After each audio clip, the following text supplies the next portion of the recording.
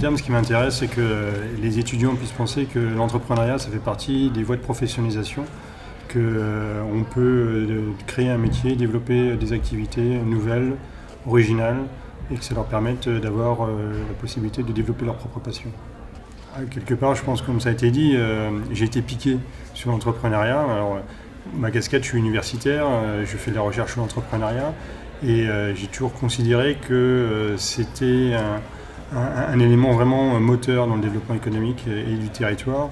Il m'a semblé nécessaire que l'université puisse aider et que l'entrepreneuriat puisse faire partie de l'université et pas que ce soit, moi je me souviens quand j'ai fait mes études, finis tes études et puis après tu pourras créer une entreprise. Alors j'ai pas créé une entreprise en tant que telle, dans la famille il y a des créateurs et je me dis que si dans la vie étudiante un jour je ne parle pas d'entrepreneuriat ou on ne tente pas parler d'entrepreneuriat, j'aurais pas forcément l'envie d'entreprendre.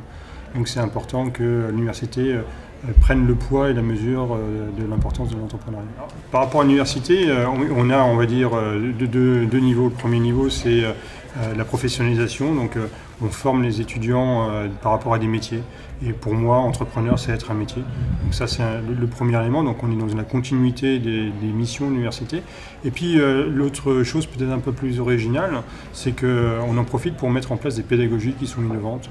Les étudiants qu'on rencontre, que ce soit dans les business units qu'on a vu ce soir ou à d'autres moments, ils ont la possibilité dans des logiques de formation-action. Moi, quand j'ai commencé à former à l'entrepreneuriat, je me suis dit, si je commence à raconter, à faire un cours sur l'entrepreneuriat, je pense que je fais une pause, il n'y a plus personne qui reste. Donc comment faire pour intéresser les gens?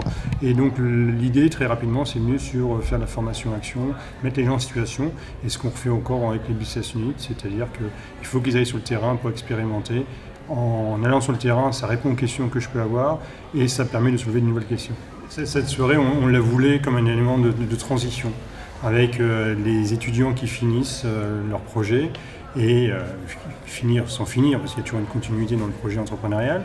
Et puis de l'autre côté, donner la possibilité à des étudiants qui seraient intéressés par l'entrepreneuriat de voir ce qui se fait et leur dire que voilà, on est à leur service, on est à leur disposition s'ils veulent aller plus loin, s'ils veulent réfléchir sur leur projet, dans n'importe quel cadre que ça peut être, on est là pour les aider.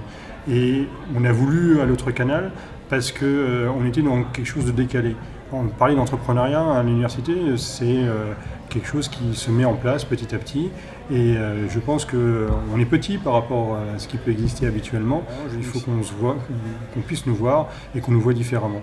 Donc il fallait sortir des sentiers battus et je pense qu'être entrepreneur, c'est sortir des sentiers battus, donc on essaie d'être cohérent avec nous-mêmes.